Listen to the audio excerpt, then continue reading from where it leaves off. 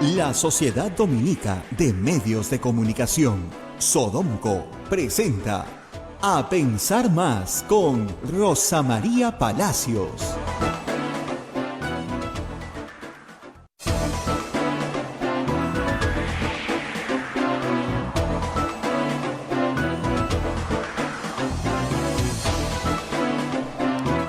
Muy buenos días, señoras, señores, bienvenidos a Pensar Más con Rosa María Palacios a través de las emisoras de la Sociedad Dominica de Medios de Comunicación. La Sociedad Dominica de Medios de Comunicación está integrada por Radio Santa Rosa en Lima, Radio Santo Domingo en Chimbote, Radio San Martín en Arequipa, Radio Cepagua en Ucayali, Radio Quillabamba en La Convención, Radio Madre de Dios en Puerto Maldonado, emisoras dominicas del Perú. Hay otras redes de radios amigas que se unen: Radio Huánuco en Huánuco, Radio La Voz de Ayacucho en Ayacucho, Radio Pública en Puno, Radio Moro en Ancash, Radio Cumbre en Huancayo, Radio Milenio en Satipo, Radio Estación Solar en Abancay, Radio Oriente en Yurimaguas, Radio Los Ángeles en Cajamarca, Radio San Valentín en Lampa, Radio Activa en Cerro de Pasco, Radio Continental en Huanta, también Onda TV Digital, Onda Digital TV se une también a la transmisión, y Tawa nos ponen podcast en todo el Perú y el mundo, las plataformas móviles del Facebook de Radio Santa Rosa, de Radio Quillabamba, canal de YouTube de Radio Santa Rosa y la página web www.radiosantarosa.com.pe.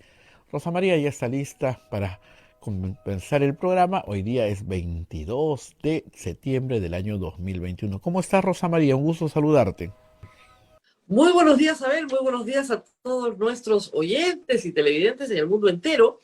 Hay mucho que comentar hoy, pero como siempre tenemos que cumplir con las menciones de nuestros auspiciadores. Empezamos con la Pontificia Universidad Católica del Perú. Somos la primera universidad peruana en alcanzar el puesto 13 en América Latina según el ranking QS Latam 2022, gracias a una formación de calidad internacional que transforma nuestro país. Pontificia Universidad Católica del Perú. Seguimos con Hotel La Cuesta de Caima, de la Asociación Santa Catalina de Sena, de las Madres del Monasterio de Santa Catalina. Es la mejor opción para tu estadía en Arequipa. Lo recaudado por el hotel sostiene las instituciones de apoyo social de las madres que benefician a niños, niñas, mujeres y adultos mayores en estado de vulnerabilidad. Informes en el Facebook e Instagram del Hotel La Cuesta de Caima, Arequipa. Policlínico Ángeles de la Salud ofrece servicios de calidad en salud a precios al alcance de todos. Servicio de rayos X, mamografía, laboratorio, análisis clínico, ecografía, coloscopía, endoscopía, colonoscopía, tópico, farmacia y servicio de ambulancia. Contamos con un staff de médicos de alta calidad y modernas instalaciones con todas las normas de bioseguridad. Las madres dominicas del convento de Santa Catalina contribuyen con sus oraciones por la salud física y espiritual de nuestros pacientes. Calle Antero Peralta, A10, Urbanización San José, Humacoyo, frente a la Iglesia del Sagrado Corazón de Jesús, a Arequipa.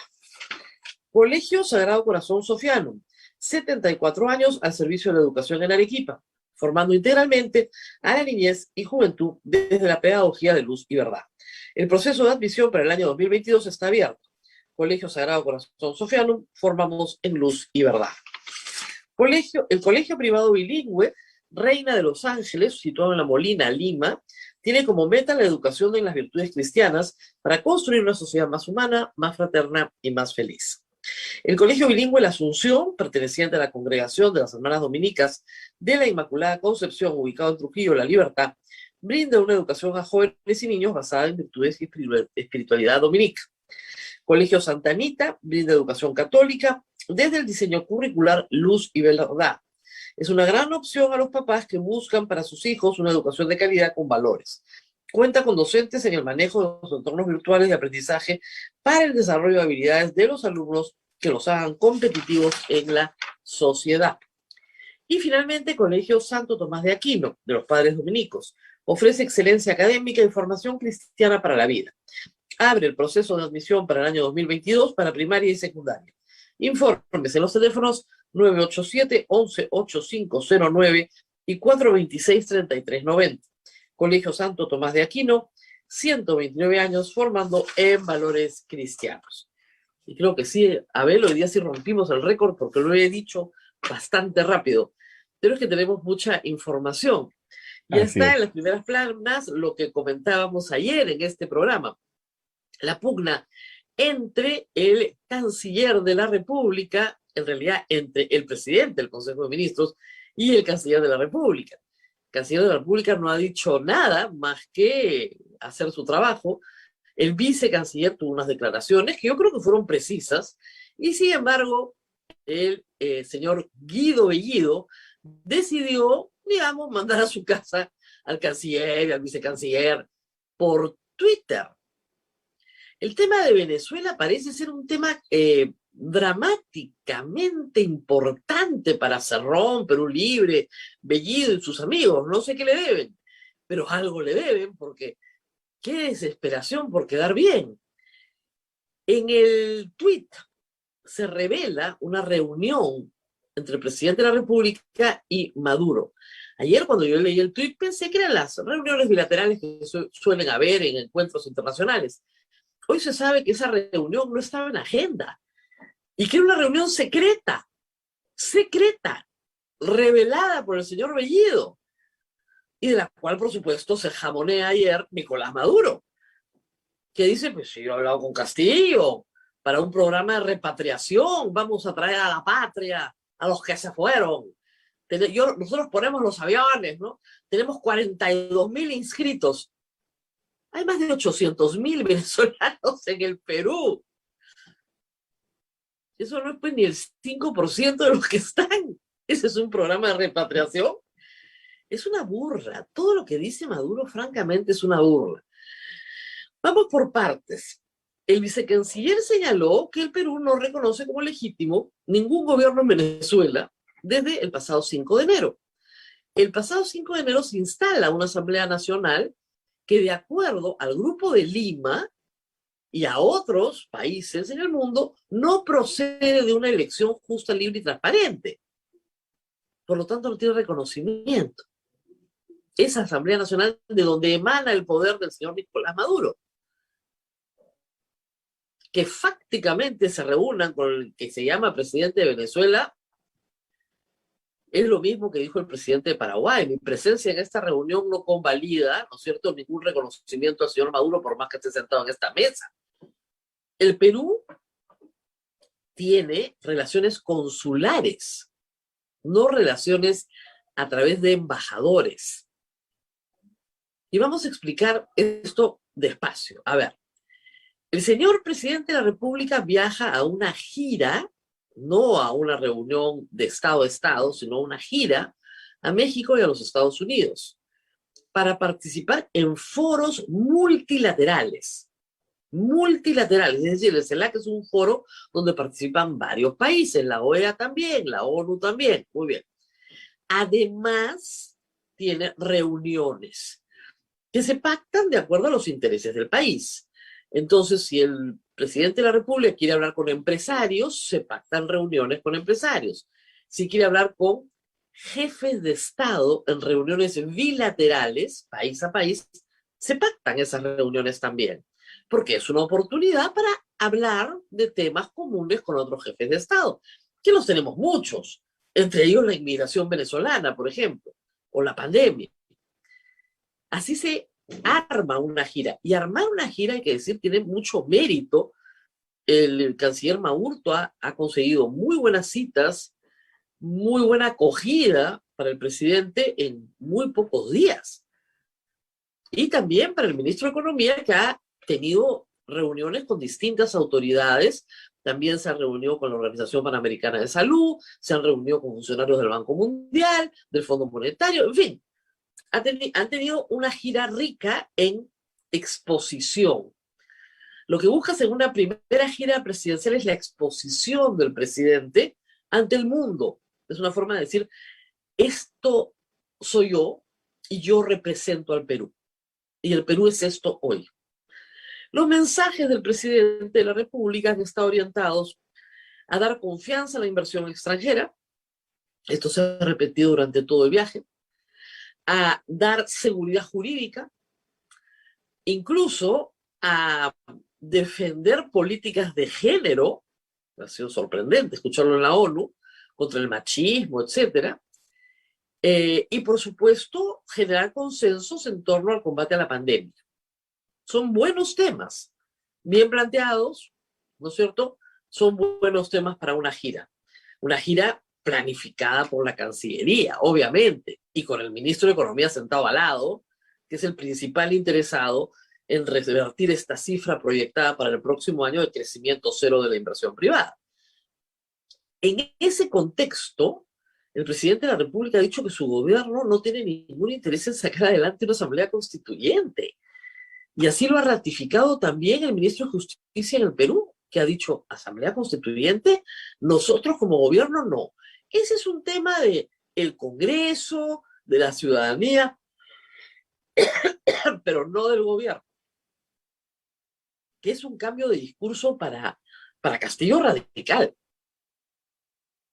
Lo que no sabemos, y eso todavía hay que insistir, es si en realidad hay un cambio de discurso en este viaje o si Castillo solamente ha hablado de forma tal que recibe el aplauso de la audiencia. El aplauso pasajero, por cierto. En Lima, el presidente Castillo tiene decisiones que tomar que no ha tomado. Y las que ha tomado no se orientan en el sentido del discurso de la gira. Mantener a Julián Palacín en Indecopi, mantener al mismo Guido Bellido como presidente del Consejo de Ministros, mantener a Iber Maraví, pese a que grita ayer, no estamos, condenábamos toda forma de terrorismo. Claro, pero el señor tiene un prontuario, tiene un atestado o dos. Hay testigos, hay personas que lo recuerdan, aunque esas personas estén muertas. Entonces, el presidente tiene que tener un discurso que sea coherente con la acción, y es lo que no tiene en este momento. Pero es evidente que Perú Libre no es coherente con el discurso del presidente, tiene otro discurso. Y así lo han hecho saber en un sinnúmero de oportunidades y con total honestidad. Perú Libre está abocado a conseguir firmas para una asamblea constituyente, engañando a la población, diciéndoles que con las firmas lo pueden conseguir. Con las firmas van a demostrar un acto de fuerza. Van a demostrar que pueden tal vez comprar un juez o un tribunal o lo que fuera. Pero la Constitución es clarísima. Toda reforma constitucional pasa por el Congreso, toda, incluida la reforma del artículo que reforma la Constitución. Perdón. Entonces, reitero, no hay consistencia. Y mientras sigan gritando Asamblea Constituyente, aunque sean un grupito en el Perú, acá no invierte nadie, porque el capítulo económico de la Constitución es lo que está en juego en un partido comunista, marxista-leninista. Ese es todo el problema. Nadie va a venir a invertir a un país cuyo partido de gobierno es comunista, marxista, leninista. Eso es algo que Pedro Castillo tiene que entender, por más que él proclame yo no soy comunista. Él no, pero el partido que lo ha llevado al poder lo declara así en su ideario. Y hasta ahora no hay retracto alguno. Ellos están absolutamente convencidos de que son comunistas, marxistas, leninistas. Si usted le pregunta a Vladimir Cerrón, de puño y letra, o Valdemar Cerrón, su hermano en el Congreso, o Guido Bellido, o Roger Nájar, las figuras, hasta Pinturita, este señor Arturo, que está vinculado a los dinámicos del centro, grita que Cerrón va a ser su candidato 2026. Son comunistas, marxistas, leninistas, mariateístas, no maoístas. ¿Ok? Ahí sí no tienen relación con Sendero. No son maoístas. Entonces, para ellos la propiedad privada no se respeta porque, en efecto, el Estado tiene el poder de disponer de todos los medios de producción. Y no les estoy contando nada que no esté escrito. Entonces, esa diferencia profunda se está notando, pues. Hay unas costuras ahí que todo el mundo está viendo. Se le salen las costuras a lo que está mal cosido. El problema es que el presidente de la República no tiene apoyo parlamentario que no venga de Perú Libre, salvo que sus maestros y Juntos por el Perú se separen. Pero terminan siendo pues muy pocos, ¿no? Y mantener un gobierno con una bancada de 20 Ya le pasó a Pedro Pablo Kuczynski. Termina siendo bastante complicado. Sobre todo si tus enemigos van a ser, porque van a ser los peores enemigos, los de la bancada que tú ayudaste a meter. Así están las cosas para Pedro Castillo al regresar al Perú. Pero regresemos un poco a relaciones exteriores. Les decía, Venezuela es un país que tiene hoy la observación del mundo. Tiene un grupo de contacto. México está liderando un grupo para lograr elecciones, nuevas elecciones en Venezuela. Eso es un proceso que es público. Como ya han dicho varios analistas, el Grupo de Lima cumplió su propósito, no logró un reconocimiento a Guaidó internacional, que era lo que se buscaba, no logró que renunciara Maduro al poder. México cree que puede liderar un esfuerzo parecido, pero en otros términos, y en ese sentido se está trabajando. Y Perú también es parte de ese proceso. Durante la presentación en CELAC se le pregunta al vicecanciller y el vicecanciller, que es un diplomático de carrera, repite lo que es la posición de la Cancillería peruana. Inmediatamente sale Bellido fuera de control y le dice que se largue, que tiene las puertas abiertas, Maurto es adjunto. Pero recordemos que cuando Maurto es elegido por el presidente de la República como canciller, Cerrón saca un tuit que dice, este no nos representa, no representa el sentir de Perú Libre. Luego, cuando Maurto renueva el convenio con USAID, que es un convenio de cooperación internacional que tenemos con los Estados Unidos, con la Agencia de Cooperación de Estados Unidos hace años, se vuelve loco Bermejo también. No, de ninguna manera. ¿Por qué detesta la izquierda a USAID en el Perú? También pasó lo mismo en Bolivia y, por supuesto, Correa los expulsó en Ecuador. USAID tiene uno de los programas más exitosos en el Guayaga contra la droga. Son la agencia de cooperación que entra, ¿no es cierto?, después para generar programas de sustitución de cultivo de coca, entre otros programas. Y los detestan también porque acusan a la izquierda caviar de trabajar en ONGs financiadas por los Estados Unidos. De eso acusan a toda la izquierda que trabaja con Verónica Mendoza. Tienen ahí sus parcelas, pues sus mezquindades, pero insulto y medio al canciller Maurto por hacer lo que es parte de la labor de la Cancillería y es una línea de trabajo de la Cancillería peruana hace décadas. Insulto y medio. Y ahora Bellido con el tema de Venezuela. Venezuela es un aliado, no Venezuela, Maduro es un aliado vital para Cerrón.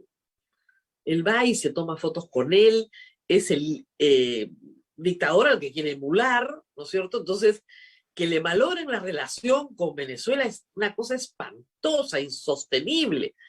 Y la verdad es que no tenemos relaciones a nivel de embajador. Por supuesto, no hemos roto relaciones diplomáticas porque todavía tenemos consulados. Y tenemos consulados porque hay 800.000 venezolanos viviendo en el Perú. Y es casi una situación ya de derecho humanitario mantener consulados. El comunicado ayer de la Cancillería es muy fino, porque lo interesante no es lo que dice, sino lo que no dice. No dice no tenemos embajador en Venezuela, ni aceptamos. El gobierno pasado aceptó al señor Skull, que es el embajador de Guaidó. No le aceptó a Maduro ningún embajador. Esa es la verdad. Ojo. Entonces, sí tenemos un problema de relaciones diplomáticas con Venezuela. Por supuesto que lo tenemos. Formamos el grupo de Lima en la época de Pedro Pablo Kuczynski, y el grupo de Lima no ha logrado sus cometidos, quieren formar otro grupo, México lo lidera, perfecto, pero estamos en los grupos que promueven la democracia en Venezuela. Entonces tenemos un problema con Venezuela. Pero yendo a lo nuevo, es que esta cita con Maduro era secreta. Nadie sabía que se habían reunido largo, corto, un ratito, ¿no es cierto? Un pasillo, una salita. No sabemos en qué momento. Pero Guido Bellido quiere usar esa cita para demostrar que hay un reconocimiento pleno y absoluto de la legitimidad del señor Maduro, y el mismo Maduro la utiliza para lo mismo ayer en Venezuela, porque estos trabajan en combinación. Lo increíble, a mí, de verdad, lo que me parece increíble es que Guido Bellido siga siendo hoy día presidente del Consejo de Ministros. Eso es increíble. Arruinarle la gira al presidente, que está en otros temas, con otro discurso. No ser leal con el presidente de la República, que es el que ha designado al canciller, que está parado al lado de él en la ONU. Y insultarlo y decirle que tiene las puertas abiertas como si el propietario fuera Bellido. El propietario del kiosco no es Bellido. El propietario del kiosco, por 5 años, es Castillo. El presidente es el que nombra a los ministros con acuerdo y a propuesta del Consejo de Ministros, pero vota al Consejo de Ministros cuando le da la gana. Al presidente, a los ministros o al Consejo entero. ¿Qué parte de la Constitución no leyó? Bueno, ese es Guido Bellido. Eso es lo que tenemos. Él trabaja al servicio de otros intereses. No trabaja al servicio de los intereses del Perú. Trabaja al servicio de los intereses de Vladimir Cerrón, que a su vez trabaja al servicio de los intereses de los que considera dignos de emular en Latinoamérica, como Maduro, por ejemplo.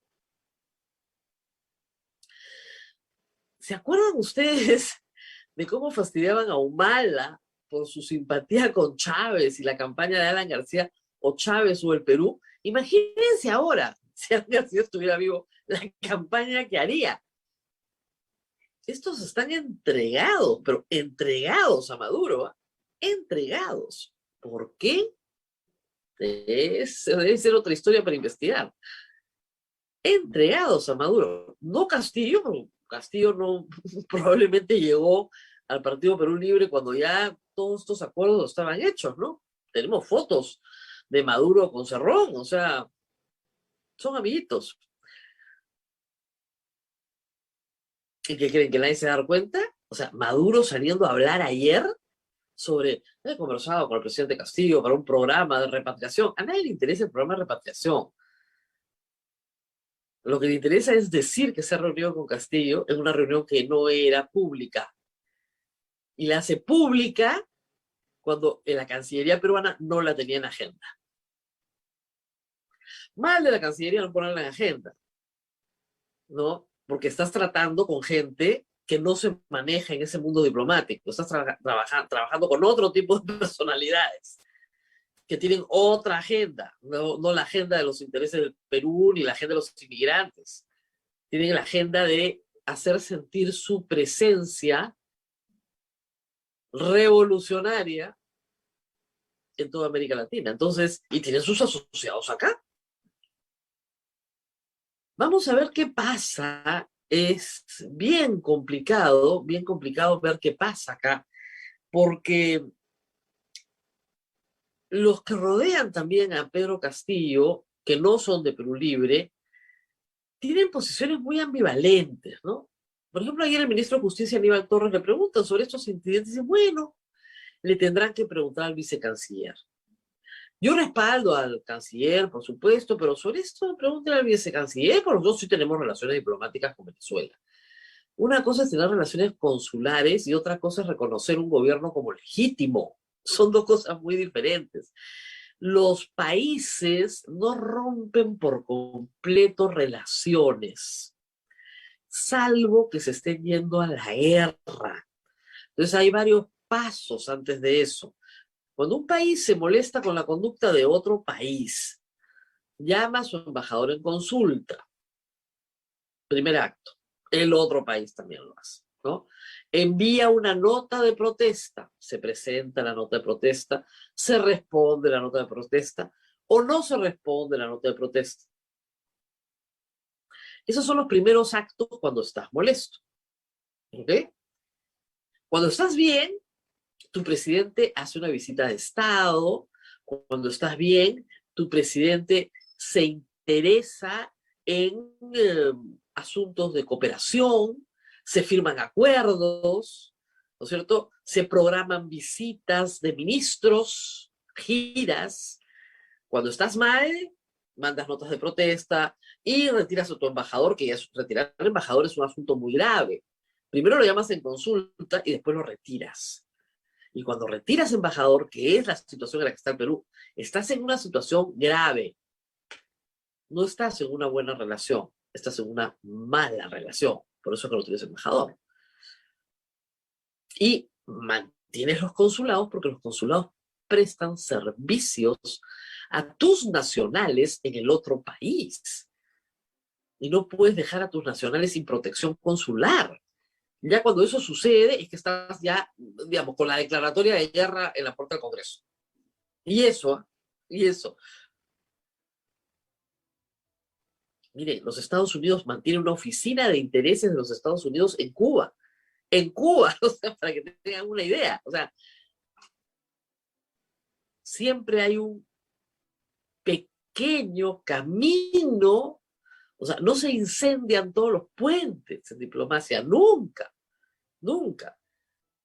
Entonces estamos, lo que dice el comunicado es que no tenemos embajador en Venezuela. ¿Y por qué no tenemos embajadora? Caramba, si Maduro es un tipazo, ¿qué nos está pasando? ¿Por qué estamos haciendo esto tan mal? ¿Por qué no reconocemos a la Asamblea Nacional instalada el 5 de enero? Porque procede de una elección que consideramos, ¿cómo les puedo decir? Ni libre, ni justa, ni transparente en una elección. Para no usar la palabra fraude, la favorita del Fujimorismo. Esa es la situación en este momento. Y el señor vicecanciller dijo lo que cualquier diplomático tenía que decir, no estaba diciendo nada que merezca su despido, ¿no? Claro, que él ofende al señor Bellido, nos queda clarísimo. El presidente tiene que tomar decisiones. Ese status quo deja a Iber ahí sentado, no hace nada, a pesar de que Bellido lo vota por Twitter, y ahí siguen los dos bien sentados. No resuelve el presidente, no resuelve, y ese es el problema. Por eso es que su discurso de todos estos 3 días de gira no tiene consistencia. Ahora, si regresa a Lima, despide a Bellido, corta con Perú Libre, ahí comenzamos a creerle, ¿no? Dice Asamblea Constituyente de ninguna manera, nosotros no queremos eso. Lo ha dicho Frankie en todos los foros a los que ha asistido. Pero claro, Frankie no tiene estabilidad pues por 5 años. Y no nombran a Julio Velarde, que sí tiene estabilidad por 5 años. Esa es la situación hoy día en el Perú, así amenacemos. Antes de irnos a la pausa y regresar con Raúl Tola para ver cómo nos ven desde fuera, él está en España, 2 minutos para lamentar muchísimo la muerte del doctor Carlos Ramos, magistrado del Tribunal Constitucional, que ayer leí un tuit bien mezquino, bien miserable, hay que decirlo, de Víctor Andrés García Belaúnde. Dice, no estuvo a la altura. No estuvo a la altura porque le cerró el Congreso, porque validó el cierre del Congreso en el que él se quedó sin trabajo, ¿no? Qué vergüenza, qué mezquindad. Por supuesto que estuvo a la altura. Carlos Ramos ha sido de los mejores constitucionalistas que ha tenido el Perú. Y es un hombre que dedicó su vida a escribir una enciclopedia sobre la historia del derecho, cosa que muy poca gente ha hecho. Y todos los tomos de esa obra completa, Historia del Derecho Peruano, son su mejor legado, además de sus resoluciones. Murió muy joven, a los 61 años, de un infarto, que se lo llevó trabajando. Y creo que su legado va a ser importante. Su legado va a ser muy importante. Nosotros lo hemos entrevistado en algunas ocasiones. Es un gran profesor de Derecho y sus alumnos lo recuerdan con muchísimo cariño porque fue de los mejores, de los mejores. Así que, sin ninguna mezquindad, sin ninguna bajeza, hay que reconocer que se fue un gran jurista y que el Tribunal Constitucional queda cojo. Tiene quórum y puede seguir funcionando, eso no se preocupen, pero queda cojo, porque su voto fue muy importante en la defensa de la Constitución, Cuando el Congreso peruano atropelló la Constitución varias veces durante el 2020, su Constitución. Y cuando se vacó al presidente Vizcarra, él estuvo en el lado de los votos singulares que dijeron no se puede vacar express. Y cuando el Congreso fue bien disuelto, él estuvo en los votos que dijo bien disuelto está. Así que estuvo al lado de las causas justas siempre, estuvo bien parado. No políticamente, estuvo bien parado en la Constitución, que es donde tienes que estar cuando estás en el Tribunal Constitucional. No al lado de los políticos de turno que quieres complacer. Estuvo más que a la altura. Fue de los mejores. Y estoy segura que su ausencia se va a sentir en el Tribunal Constitucional. Vamos a la pausa, a ver, y regresamos con mucho más. Vamos a la pausa, ya nos está esperando Raúl Tola en España para comunicarse con Rosa María Palacios. Pausa, retornamos. Sodomco, Sociedad Dominica de Medios de Comunicación.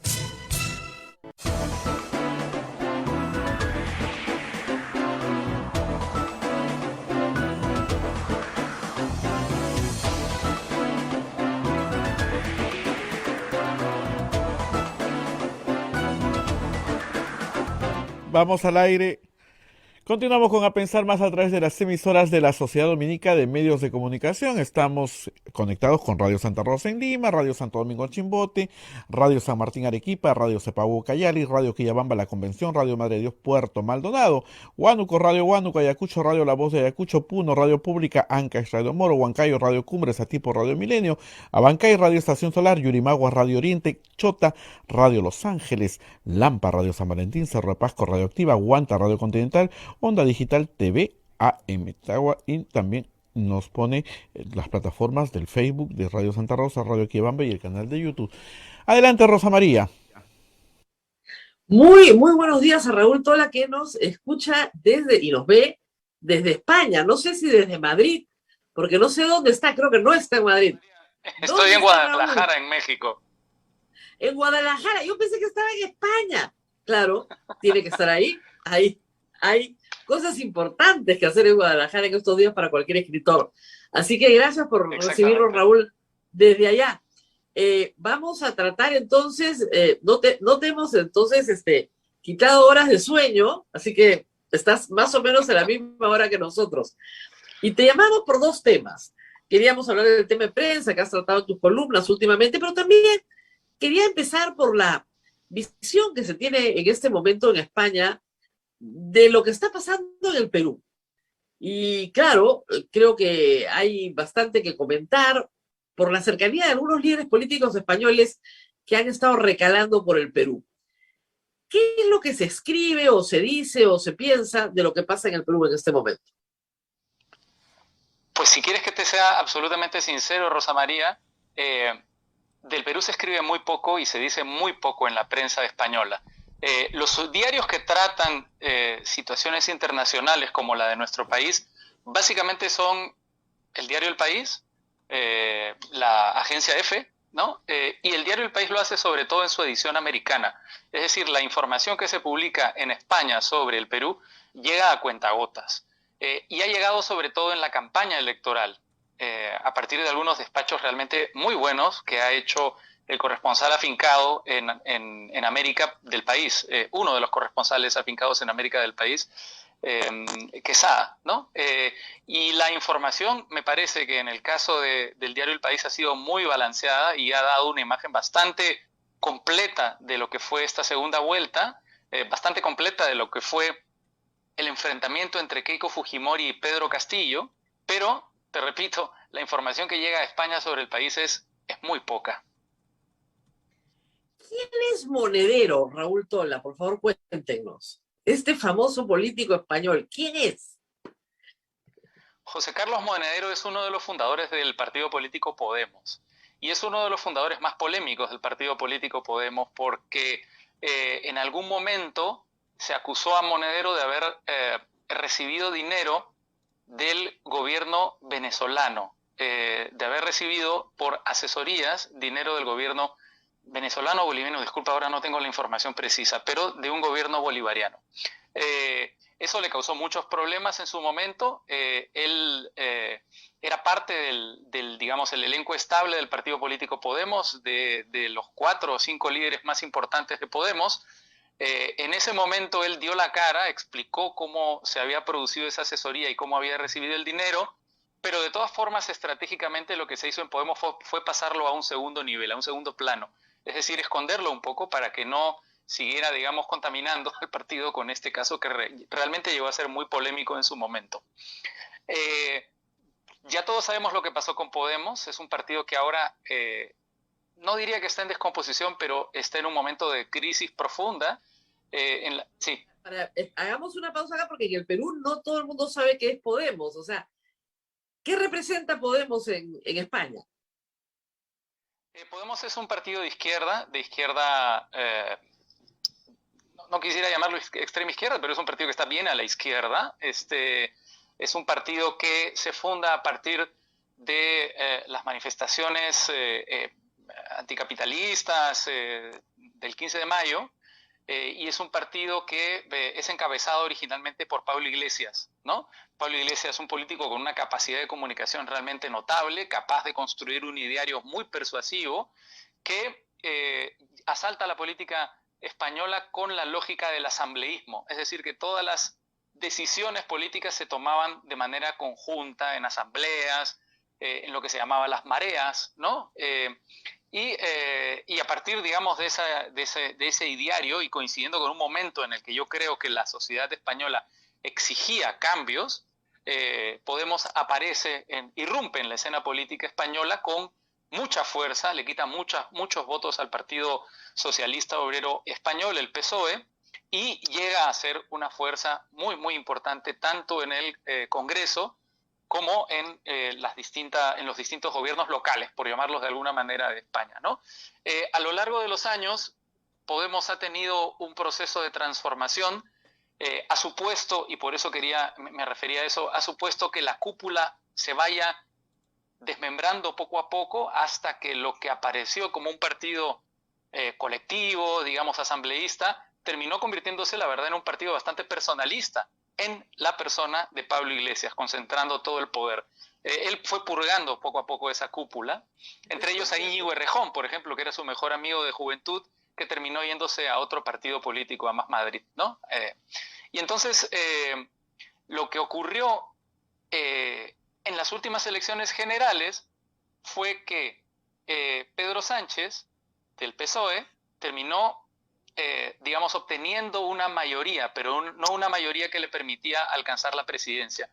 Y llegó a un acuerdo con Podemos como su principal socio político para conformar esa mayoría, lo que hizo que Podemos integrar el gobierno, lo que hizo que Pablo Iglesias pasara a ser uno de los vicepresidentes del gobierno y tuviera mucho poder en la práctica. Dicen que la relación era muy tensa, que era muy compleja, que ambos desconfiaban mucho el uno del otro, porque además a lo largo de la carrera los dos se han metido un montón de puñales, hay que decirlo. En las últimas elecciones municipales de España, Pablo Iglesias se presenta por Madrid, para tentar, digamos, Madrid. Le va muy mal, le va bastante mal, fatal, diría yo. Y ocurre una cosa que no ocurre en el Perú, que a mí me fascina de la política de los países europeos, y es que renuncia. Es decir, después de un fracaso sonoro como ese fracaso, se va, abandona la política, se dedica a otros quehaceres, entra a trabajar en otro lugar y desaparece del partido, que se recicla, se regenera, nombra nueva directiva, ¿no? Claro. ¿Y Monedero sigue siendo de Podemos o no? Me parece que sigue siendo parte de Podemos, Monedero, sí. Claro, porque aparece, apenas juramenta Pedro Castillo, no sé si ofrecer alianzas, servicios, no tengo idea, pero las fotografías se pusieron en las redes sociales de los dirigentes de Perú Libre y desde España gritaban: no, no se les ocurra, esto es lo peor que hemos deportado hacia allá. Advertencias varias. Es un personaje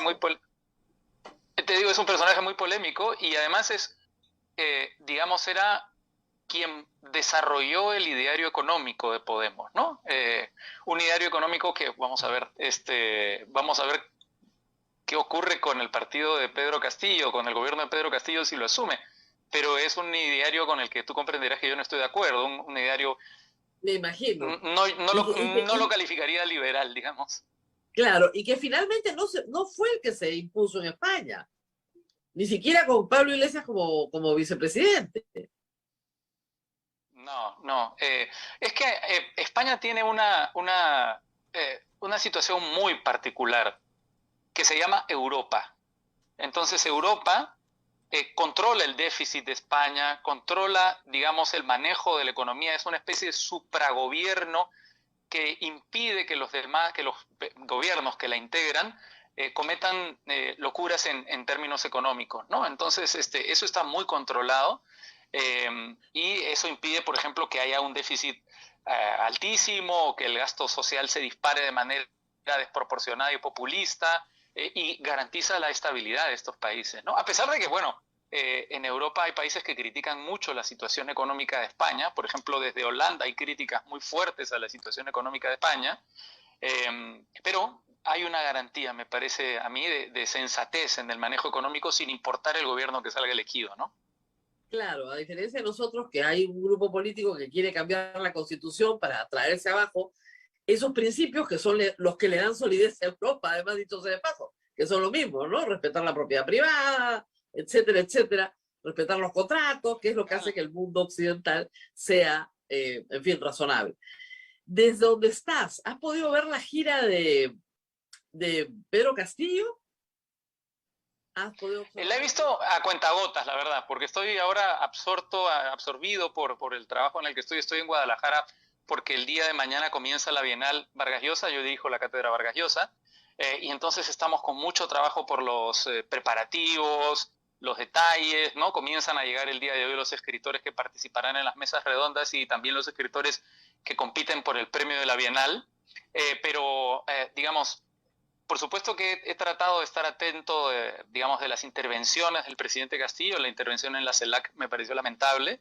La intervención en la OEA fue un poco mejor y la intervención ayer en la ONU fue bastante articulada, la verdad. Entonces, está mejorando, a ver, ahí hay un... Día a día mejora. Pero claro, pero es bien curioso, un día más y terminaba. Ha mejorado en la medida que leía. Sí, pero hay que decir una cosa, un día más y ya simplemente tiene que despachar a todo Perú Libre, porque cada día era la seguridad jurídica, la lucha por el género, la defensa de la mujer. Entonces, ¿en qué momento se deshace Perú Libre? O digo, si duraba 3 días más la gira, renunciaba al partido. Es una cosa de loco. Sí, volvía keynesiano. Sí, efectivamente. Pero otro tema que nos convoca es el tema de libertad de expresión. En el Perú en este momento hay bastante preocupación, no solo por un proyecto de ley de Perú Libre, que es consistente con el programa de Cerrón, o sea, eso es lo que Cerrón quiere con la prensa, ¿no es cierto? Sino también por una serie de maltratos más o menos ya recurrentes del presidente del Consejo de Ministros, pero también por los silencios de Pedro Castillo. Pedro Castillo no tiene habilidades de comunicación, lamentablemente, a diferencia de otros líderes bolivarianos que agarran micro y no lo suelta nadie, no da entrevistas, no hace conferencias de prensa, no responde a reporteros en la calle, es decir, está completamente aislado en materia de comunicación y además con un partido que lo apoya como Perú Libre, que quiere restringir la libertad de información. Entonces, estamos, la verdad, francamente preocupados. ¿Cómo ves este asunto? Sí, bueno, yo quisiera comenzar justamente por las presentaciones de Castillo frente a CELAC, OEA y ONU, ¿no? Porque Castillo comienza improvisando en CELAC y lo hace muy mal. En la OEA es claro que sigue un guión y lo comienza a hacer un poco mejor porque empieza a improvisar a partir de algunos puntos, de algunos mensajes claves que estaban establecidos en ese guión, y en la ONU lee y está bastante bien, lo hace bastante bien, porque, claro, si tú eres un político que no tiene habilidades de comunicación, si eres una persona para la que la comunicación de este tipo de mensajes es compleja, porque Castillo, hay que decirlo, es muy bueno en la plaza pública, realmente logra conmover a las multitudes a las que se dirige. Si en este tipo de comunicación eres malo, pues lee, no hay problema, pero tienes que aparecer y leer. Y Castillo parece no comprender que las formas de comunicación política no se restringen a las entrevistas con periodistas, que sería fantástico que las diera con periodistas además incisivos, pero puede dar perfectamente conferencias de prensa publicar comunicados, dar mensajes a la nación, conferencia de prensa sin preguntas, que no es lo mejor, por supuesto, pero en las que se plante y frente a temas urgentes, pues lea un comunicado, se va y se queda, digamos, algún vocero a responder las preguntas de la prensa. Hay un montón de alternativas que Castillo no ha querido emplear y eso me parece un error gravísimo porque efectivamente da esa sensación de desgobierno absoluto, de falta de liderazgo y de falta de comunicación con la sociedad, que es algo fundamental para el ejercicio de la política y es fundamental para el ejercicio del gobierno. Eso por una parte. Y por otra parte, claro, es muy interesante ver estos mecanismos que está encontrando la prensa de conseguir información, como la publicación que ha hecho este domingo, punto final, de las actas de las sesiones del Consejo de Ministros, porque en las sesiones del Consejo de Ministros uno de los temas centrales es justamente la prensa. Entonces el gobierno cree que hay una gran conspiración de parte de la prensa para acabar con el gobierno.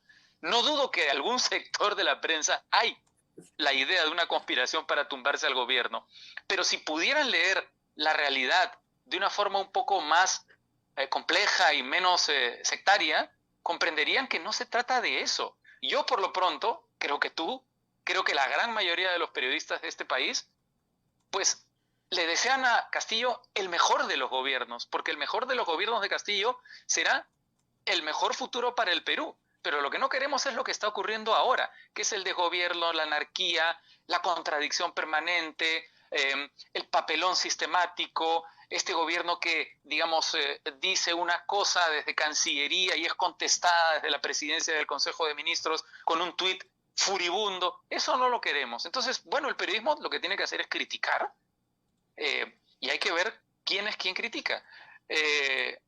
Así que, bueno, me parece muy, muy interesante en el análisis de esas actas del Consejo de Ministros la obsesión del gobierno con la prensa, porque lo que demuestra es que una parte del gobierno identifica a la prensa como su enemigo. Ahora, y este hay que tener, proyecto... hay una cosa media literaria complicada con esas actas, ¿ah? Que es como, el problema de esas actas es quién las redacta. Cualquiera que sea secretario de actas de cualquier organización sabe que tiene ciertos poderes de edición, ¿no? Entonces, las actas se redactan en presidencia del Consejo de Ministros. Están hechas para, creo que, mejorar un poquito, ¿no es cierto?, a Guido Bellido y empeorar un poquito a los otros y probablemente silenciar al presidente. Entonces, no digo que no representen la realidad, pero ahí en la edición pueden haber algunas libertades, ¿no es cierto? Yo no estoy seguro de eso, Rosa María. ¿Por qué? Porque creo que estas actas se han publicado porque este es un gobierno novato e ingenuo. Conversé con Christopher Acosta el lunes justamente sobre eso y él era el primer sorprendido de que le entregaran a tal velocidad las actas luego de solicitarlas. Además, que ocurriera algo que según la ley tiene que ocurrir, es decir, que por acceso a la información solicites esas actas y te las den, que es lo que tiene que pasar. Pero él fue el primer sorprendido de que ocurriera y que la ley se cumpliera de una manera tan tajante, tan decidida y tan repentina. Por eso te digo, entonces, mi impresión... hay alguien que quiere soltarlas, obviamente.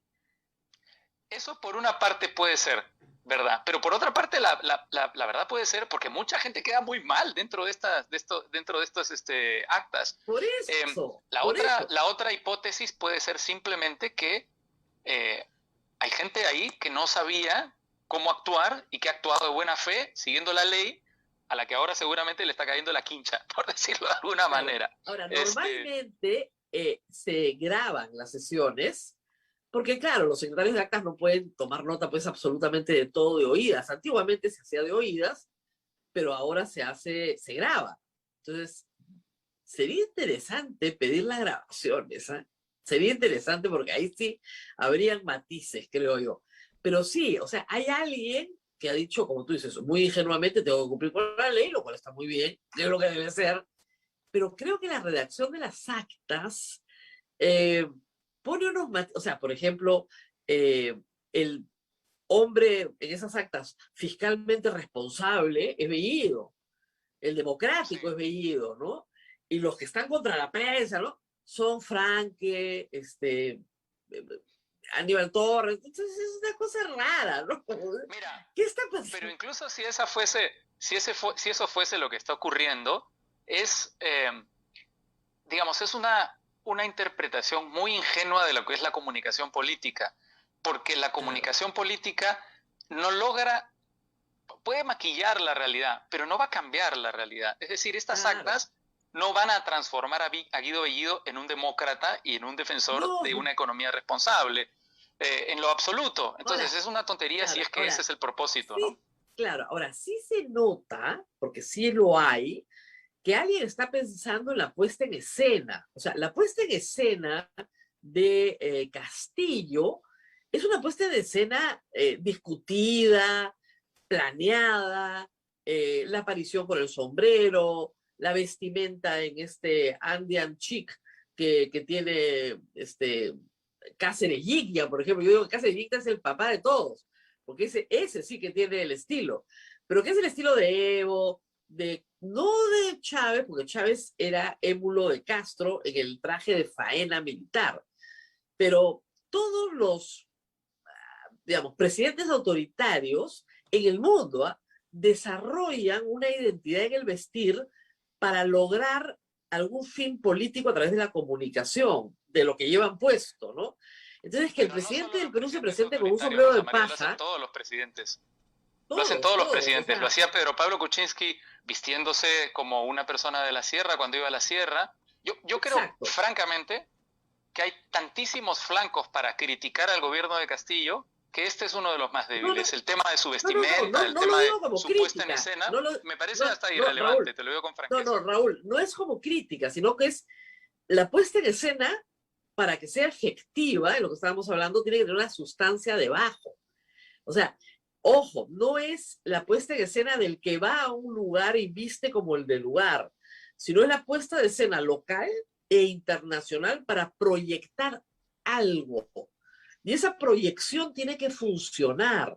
Si no funciona, o sea, digamos, si yo soy, no sé, un europeo y veo a Pedro Castillo, yo imagino que es un hombre del campo, que es una persona humilde, que es un outsider de la política, que representa el dolor, la marginación, y eso es lo que me está tratando él de proyectar en la puesta en escena. Pero si no logra proyectar eso, entonces la puesta en escena fracasa. Y yo no sé si lo ha logrado o no. Insisto, es lo que hacen todos los presidentes del mundo con sus distintos atuendos. Es decir, presidentes que aparecen con terno, con corbata, pues quieren proyectar una imagen. El presidente Castillo aparece con sombrero y aparece con la vestimenta que lleva, trata de proyectar otra imagen. Es parte de las narrativas de cada uno de los presidentes. Pero ¿tú crees que lo ha logrado? Yo creo que Pedro Castillo, cuando se viste como se viste, no nos está hablando a nosotros. No te está hablando a ti, no me está hablando a mí. Le está hablando a sus votantes. No, pero digamos, está en Estados Unidos, ¿no? Al ir a Estados Unidos, ¿no crees que le habla a la audiencia de Estados Unidos? A la audiencia de los países, digamos, ¿no? Yo creo que el tratamiento de la prensa extranjera con Pedro Castillo ha sido, en esta gira, muchísimo más benigno que el tratamiento de la prensa peruana. Yo creo que Pedro Castillo, digamos, que no ha causado una mala impresión, que la interpretación que se hace desde fuera de sus discursos es muy distinta a la interpretación que se hace en el Perú de sus discursos, y que desde fuera, pues la situación que ve la prensa internacional es que, bueno, sí, algunas de las cosas son verdad, y que digamos, por lo menos le dan el beneficio de la duda, algo que no se hace en la prensa peruana. En ese sentido, me parece que ha causado gran impacto. Mira, yo por ejemplo estoy ahora aquí para contarte, digamos, una pequeña anécdota. Yo estoy aquí en este hotel en Guadalajara y en el lobby, donde se desayuna, donde tienes reuniones, he visto 3 o 4 veces en los noticieros proyectado a Pedro Castillo. Cosa que no ha ocurrido con otros presidentes de América Latina y con otros presidentes que se han presentado frente a la Asamblea General de la ONU. Yo creo que eso es porque ha causado alguna clase de impacto y ha obtenido alguna clase de notoriedad con esa puesta en escena de la que hablas tú. Porque al mismo tiempo, por lo menos en su presentación en la ONU, digamos, el empaque y el discurso eran muy atractivos. Exactamente. Entonces, ¿tú crees que sí ha suavizado la imagen de Partido Comunista, Marxista, Leninista, Y al decir además en varios, yo no soy comunista, por si acaso, ¿tú crees que como la puesta en escena ha suavizado una imagen de comunismo puro y duro que puede haber tenido por su cercanía en el Perú a Cerrón? Y eso le ha funcionado internacionalmente. Yo creo que hacia afuera el discurso le ha funcionado. Lo que pasa es que, claro, nosotros estamos en el día a día, nosotros estamos en el detalle. Entonces ahora estamos discutiendo el tema de la reunión con Nicolás Maduro. La reunión que no ha sido incluida en la agenda de Pedro Castillo. Entonces lo que te quiero decir es que una cosa es, por supuesto, la interpretación que se hace desde fuera a partir de un mensaje, y otra cosa es lo que podemos saber nosotros que vamos manejando al detalle el día a día de la política peruana, ¿no? De la Cancillería, ¿tú dirías entonces que la gira ha sido exitosa para Castillo? Para la Cancillería peruana, digamos. Yo creo que es una gira en la que no le ha ido mal a Castillo. Yo creo que las expectativas por esta gira de Pedro Castillo en el Perú eran bajísimas, y se confirmaron de alguna manera con su primera presentación, pero ha ido mejorando, me parece. Además, reuniones con empresarios. Esto no hay que ser ingenuo, por supuesto, ¿no? Digamos, yo estoy hablando de los resultados de la gira. No estoy diciendo que Pedro Castillo se haya convertido en un defensor de la propiedad privada y de la inversión, en lo absoluto. Estoy hablando exclusivamente de lo que ha ocurrido en esta última semana hacia afuera, ¿no? Claro, que yo sí creo que le ha funcionado también, porque el discurso va acompañado de este personaje nuevo, outsider. Entonces, si yo soy, digamos, autoridad en otro país de América Latina, soy un empresario, parece ser, o sea, hay que decir una cosa, Toledo representaba el mismo personaje, y así convenció, con otro atuendo, por cierto, pero representaba el mismo personaje, y así convenció al Congreso de los Estados Unidos de firmar un tratado de libre comercio con el Perú. O sea, representando un personaje andino, pobre, sufrido, marginado, pero que quería que su país fuese al mundo, ¿no? Entonces, esta vez el atuendo, que lo necesita porque el discurso, como tú dices, no lo ayuda, salvo que lea. Entonces, creo que le ha funcionado. Yo también estoy de acuerdo contigo, por lo menos en la prensa internacional lo ven con curiosidad. No digamos simpatía, pero curiosidad. Yo diría expectativa más que curiosidad. La frase que usa Almagro, que sale muy elogioso, dice extraordinario discurso, dice, de un presidente especial. Y los adjetivos en la vida diplomática no son casuales. Es como decir, mira, todavía no lo entiendo, pero creo que está bien, ¿no? No lo estoy entendiendo del todo, no lo leo bien, pero el paquete, el paquete que me ha presentado, que, ojo, es un paquete discutido con Cancillería, con gente de marketing del presidente. La gente cree que esto es casualidad. Nada es casual. Todo está organizado y el discurso también. El discurso ante los empresarios de la American Chamber es un discurso que podría haber dado Kuczynski. Pero ahí hay un detalle que me parece fundamental en lo que tú estás diciendo, Rosa María. ¿Por qué? Porque creo que desde el gobierno se equivocan quienes creen que las críticas al gobierno tienen que ver con el hecho de ser de izquierda o ser de extrema izquierda. Sí, yo no estoy de acuerdo, por supuesto, con estas posturas, ¿no? Tú tampoco, sin duda.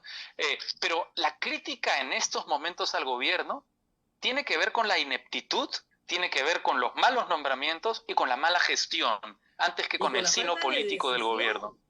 Perdóname, con la falta de decisión. Si mi primer ministro insulta a mi canciller durante una gira en la que yo entro del brazo de mi canciller a la ONU, o yo voto al canciller o voto al primer ministro, pero no puedo quedarme en la indecisión. Ahí es justamente donde quería ir, porque lo que te quiero decir es que el presidente tiene que comprender que cuando trabaja con profesionales de nivel que conocen su sector, como lo ha hecho ahora con la Cancillería, le va mejor, le va bien. Es decir, anota algunos goles, a diferencia de ahora, de los últimos, digamos, desde el momento que asumió la presidencia, en el que su gobierno ha sido básicamente un gobierno de autogoles. Y eso es bien curioso porque se pensaba que la oposición iba a ser sanguinaria con el gobierno. No lo ha necesitado la oposición. El silencio ha sido la mejor herramienta de la oposición. que además, por supuesto, es una oposición muy cuestionada y que no es una oposición armónica Muy ni tiene muchos argumentos, muy... pero el gobierno le ha hecho un gran favor hasta ahora. Y ojalá el presidente Castillo comprenda que la mejor garantía de hacer un buen gobierno y de llegar al final de su gobierno es dejándose guiar por las personas que conocen de qué se está hablando, no por iluminados, no por personas aventadas que creen que van a renovar y reinventar el país, o reinventar la economía, reinventar la forma en la que se hacen las relaciones internacionales. Ya se ha probado todo en política, interna y externa. Y el mundo ha llegado a una serie de consensos que yo creo que son más o menos claros y que parecían claros en el Perú. Ojalá el presidente lo comprenda. Ahora, un viaje cambia a las personas, ¿no? Leer un libro es como irte de viaje, ¿no es cierto? Bueno, los viajes y los libros cambian a las personas. Es evidente que el presidente ha tenido un curso acelerado de economía, de derecho y de derecho internacional bastante rápido, ¿no? En estos 50 días. Pero hay que considerar que el presidente nunca había salido del Perú salvo a Bolivia. Ver otro mundo, ver otras realidades, ¿tú crees que causa un impacto en Castillo? Eso son giras muy rápidas, ¿no? O sea, pero finalmente estás parado en la ONU, vaya, un peso tiene que tener el local sobre ti, ¿no? ¿Tú crees que eso lo pueda cambiar? ¿Le pueda decir, esta es una responsabilidad más grande de lo que yo creía? ¿O más importante? Pues, o sea, yo creo que sin duda como punto de partida viajar a uno le abre la mirada, ¿no? Le quita las orejeras, es decir, te quita esta visión provinciana en el sentido de que solo conoces lo que ocurre en tu entorno más próximo, ¿no? Es decir, los limeños que son profundamente provincianos, muchas veces piensan que todo debe ocurrir como ocurre en Lima y que Lima es el mejor lugar como referencia, ¿no? Creen que el tráfico tiene que funcionar en Lima, creen que las cosas... No, y no se dan cuenta que hay alternativas, ¿no? Por ejemplo, si viajas a otros países del mundo te darás cuenta que la mejor alternativa para el problema del tránsito no son más carriles en las autopistas, sino un mejor sistema de transporte público. Para comenzar con un ejemplo muy elemental y muy cotidiano, ¿no? Y yo creo que sin duda el presidente, digamos, al salir del Perú y conocer México, Washington, y contrastar lo que él ha visto como realidad con una realidad muy diferente de países avanzados, de países desarrollados, no, yo creo que sin duda eso abre la comprensión del mundo, abre la interpretación de la realidad, ¿no? Por ejemplo, quien va a Venezuela o quien va a Noruega, ¿a qué país querría que su país se pareciera? ¿No? Eso es un poco la lógica. Claro. Yo también espero que estos viajes eduquen un poco al gobernante. El gobernante necesita ser educado normalmente, ¿no? No se dejan educar los gobernantes, pero necesitan ser educados sobre lo que tú dices, ¿no? Una forma de ver el mundo que puede contribuir mucho a su gobierno. Y parece, te digo, por el discurso que va avanzando y cambiando día a día, parece que este fenómeno se está produciendo en el presidente. Pero todo dependerá de las decisiones que tomen. Por lo menos una primera señal ha dicho, cuando regrese a Lima hablamos de ese proyecto de libertad de prensa, yo no lo conozco. El canciller Maburto a su lado diciendo, perdón, en el tema de libertad de prensa tenemos tratados internacionales, no se puede, el Perú tiene ciertas obligaciones, no se puede manipular el tema de cualquier forma. Entonces, desde Washington un mensaje muy diferente al mensaje del partido que lo llevó al gobierno. Sí. Ahora, es verdad también, Rosa María, que este proyecto de ley es parte de un libreto conocido. O sea, no es la primera vez que nos enfrentamos a un proyecto de ley de esta naturaleza y no es la primera vez que proyectos autoritarios de izquierda, como el Eje Bolivariano, digamos, presentan proyectos de esta naturaleza. Está en el libreto de los proyectos autoritarios y concretamente en el libreto de los últimos proyectos autoritarios de nuestra región. Maduro, Chávez, Evo Morales, Ortega, todos, ¿no? ¿Verdad? Ahora están persiguiendo hasta Sergio Ramírez por una novela, lo que me parece pues ya increíble. Yo les recomiendo a todos el documental de Netflix sobre cómo se construye un tirano. Y claro, la prensa es un capítulo central, es parte del libreto, no hay mucho, pero totalmente. Es uno de los elementos clave. Quien no controla la prensa, digamos, no controla el poder, en una lógica autoritaria, ¿no?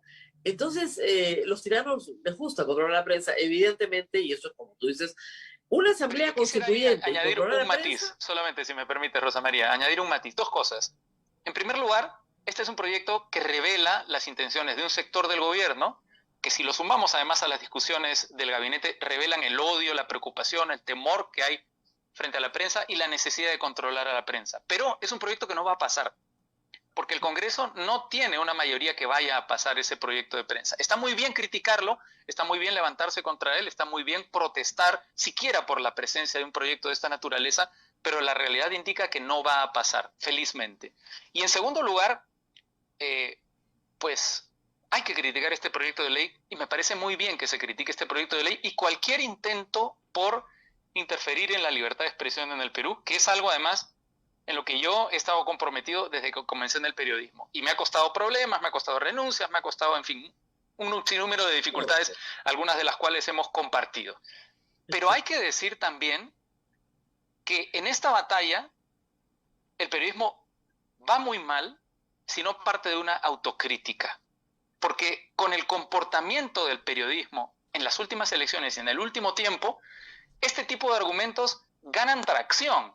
Es decir, cada vez que se habla de libertad de expresión, y seguramente ocurrirá ahora cuando leamos los comentarios a este programa, muchísimos usuarios dirán, ¿qué se creen los periodistas que tienen corona? ¿No? Cuando se critica a la seguridad del presidente por agredir periodistas, algo que es inaceptable, la gente dice, ¿y los periodistas que agreden al presidente? Entonces, lo que quiero decir es que, por supuesto, yo no estoy defendiendo el proyecto de ley de esta naturaleza ni que se golpee a los periodistas, todo lo contrario, todo lo contrario. Lo que estoy diciendo es que si mantenemos el discurso de la autorregulación y nos autorregulamos mal o muy mal y somos tendenciosos, manipuladores, mentirosos, es decir, si malinformamos, le estamos dando herramientas a nuestros enemigos. Si no cumplimos con nuestros códigos de ética, ¿qué estamos haciendo? Dándole herramientas a nuestros enemigos. Perdemos legitimidad, ¿no? Y yo creo que le hacemos un flaco favor a la libertad de expresión si empleamos la libertad de expresión como se ha empleado en las últimas elecciones, de manera sectaria, casi como, digamos, si los jefes de los medios de comunicación en algunos casos fueran, más que periodistas, comisarios políticos. O jefe de campaña de Keiko Fujimori, por decirlo de alguna manera más clara, ¿no? Ese es el problema, ¿no? Digamos, la crítica a la prensa es tan válida como la crítica a los políticos que nos gobiernan, eso no hay discusión. Pero tú no abolirías la democracia, ¿no es cierto?, porque no nos gustan los políticos que nos gobiernan. Es igual, no aboliría la libertad de prensa porque no me gustan mis colegas que hacen barbaridades porque las hacen sin ningún principio ético, norma deontológica, etc. Pero efectivamente, el tema de la autorregulación importa y creo que han habido casos muy importantes, como el caso de América Televisión, por ejemplo, donde el Consejo de la Prensa Peruana en sus resoluciones dice eso. Ustedes se han comprometido a un tipo de trabajo en sus principios rectores que no han cumplido. Ustedes mismos se han autorregulado y no cumplen con lo que ustedes mismos dicen. Pero ahí es bien curioso, además, Rosa María, un detalle, que es que ¿quién está haciéndole la verdadera oposición? ¿Quién está realmente cercando? ¿Quién está realmente criticando al gobierno? Muchos de los periodistas que fueron expulsados de estos medios, que son los mejores periodistas que hay. Es decir, si tu intención es contratar operadores políticos, no vas a hacer buen periodismo cuando te conviene tampoco. ¿Me entiendes? Vas a hacer, qué sé yo, colecciones de bloopers, vas a hacer cuadros en los que aparece Cerrón, que seguramente estará encantado, como la quinta espada del marxismo-leninismo, ¿no? Vas a hacer reportajes que comiencen diciendo con una voz tétrica y una música absolutamente tenebrosa, este es el estacionamiento, ¿no? Es decir, vas a ir mermando tu posibilidad de crítica, tu credibilidad, y en la práctica vas a obtener nuevamente en esos casos lo contrario a lo que estás buscando, porque mucha gente más bien se reirá de tus denuncias, de tus críticas, claro, y no lograrás, digamos, ninguna clase de impacto. Ayer Juan Carlos Tafur decía una cosa que es verdad también en su columna sobre el tema de prensa. Sí hay un problema con la publicidad estatal que tiene que ser repartida con criterios de rating. El problema de la publicidad estatal, sobre todo en el interior del país, es que no se distribuye con criterios de rating. Entonces necesitas una entidad autónoma que mida lectoría, que mida visión, o sea, audiencias, que mida todo. Y que una vez que mides todo y definiendo públicos objetivos para los programas que el Estado tiene todo el derecho de difundir, y estamos hablando desde microcrédito hasta sacar tu DNI, ¿no es cierto? Porque todo eso necesita promoción o vacunarte, repartir la publicidad de acuerdo a criterios comerciales, no a criterios de favor. Y en eso tiene toda la razón Juan Carlos, se la doy, pero lo que es terrible son las hordas que contratan los estados, porque este no es la excepción, para insultar periodistas. Es una cosa, a mí me dicen mermelera todos los días, y yo quiero saber dónde me han pagado, a Raúl Tola también, mermelero, ¿dónde está la plata? Por favor, avisen, estamos desesperados, la necesitamos, ¿no? Entonces, es curioso, y eso es algo que se repite también desde el gobierno, por cierto, desde todos, ¿ah? Este no es la excepción, pero sí hay que tener cuidado porque esto continúa y continúa y continúa, y como te digo, se genera una bola de nieve sobre algo que no es verdad. Pero en fin, así estamos. Y además es increíble que alguien pueda pensar, yo no trabajo para el Estado, pero que una persona que trabaja para el Estado le están haciendo un favor. Eso será en el cogollito de Perú Libre, pero para el resto de los funcionarios públicos, que en el Perú son más de 1 millón, eso no es así, es su trabajo.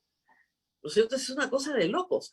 Y tienen que cumplir con requisitos, estándares, ¿no? Diplomas y todo lo demás para poder tener el puesto que tienen. Así que así vamos. Bueno, Raúl, nos tenemos que ir, pero te deseo mucha suerte.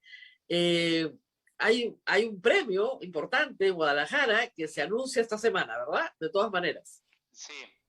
El domingo 26, en el último día de la Bienal, se anuncia quién es el ganador del premio de novela de la Bienal Mario Vargas Llosa, que es el premio más importante a la novela publicada.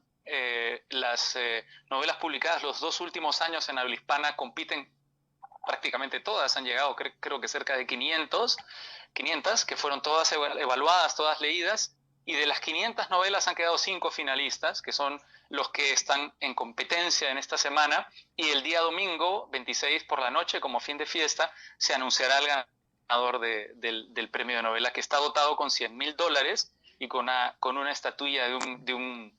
Sí, es un premio bastante suculento, la verdad, y con una estatuilla de uno de los artistas plásticos más importantes de aquí de Guadalajara. ¿Siempre se celebra en Guadalajara o cambia la locación? No, los 2 primeros años fueron en Lima y las 2 últimas ediciones han sido en Guadalajara. Sí. Ahora, es presencial, después de mucho tiempo. Sí, somos 31 escritores que vamos a estar aquí reunidos. Por supuesto, estamos reunidos con todas las medidas de seguridad. Ayer me hicieron, creo que la PCR número 20 desde que he llegado a Guadalajara, para crear esto que se llama el cerco de seguridad sanitaria. Por supuesto, además, los aforos están reducidos en el conjunto Santander de Artes Escénicas, donde se va a realizar todo el evento. Hay distancia, la sana distancia, como la llaman aquí en México, la distancia de seguridad está presente. Y además, pues todos los escritores llegan vacunados y con distintas particularidades. Y además, es bien curioso porque la Bienal es el primer evento presencial que está organizando la Feria Internacional del Libro de Guadalajara, que organiza con la Cátedra Vargas Llosa la Bienal.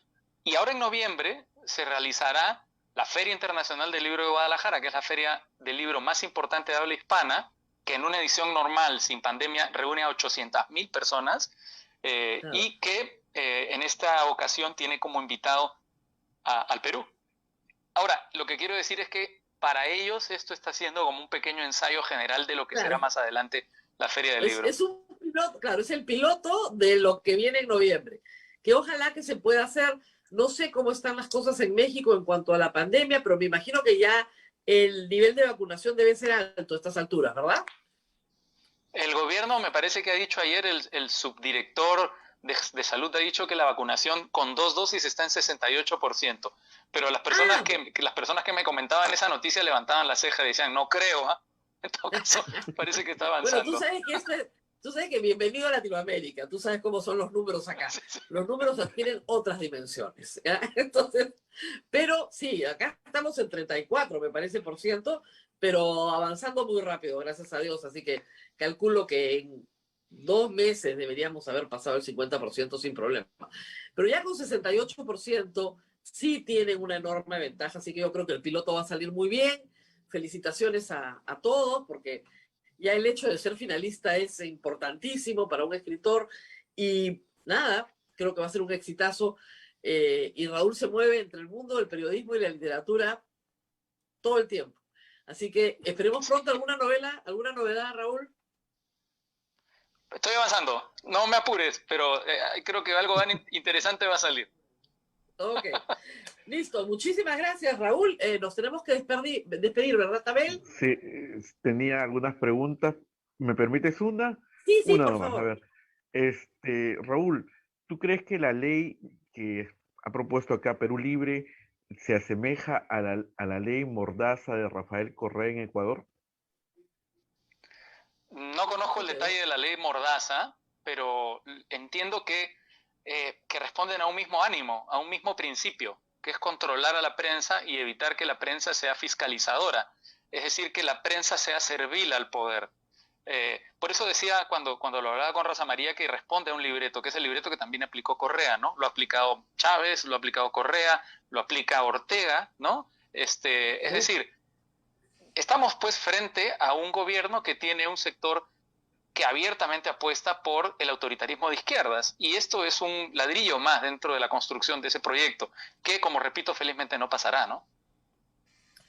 Eso esperamos muy pronto. Muy bien, muchísimas gracias. Ahora sí, Raúl, como ustedes saben, tengo otro trabajo, entonces me tengo que ir, y Raúl también. Así que nos tenemos que despedir hasta mañana. Muchas gracias por haber estado con nosotros. Raúl, Abel, nos vemos, conmigo será hasta pronto. Chau, chau.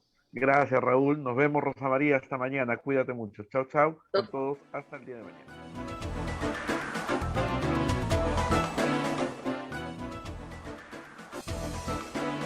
Hasta aquí, A Pensar Más con Rosa María Palacios.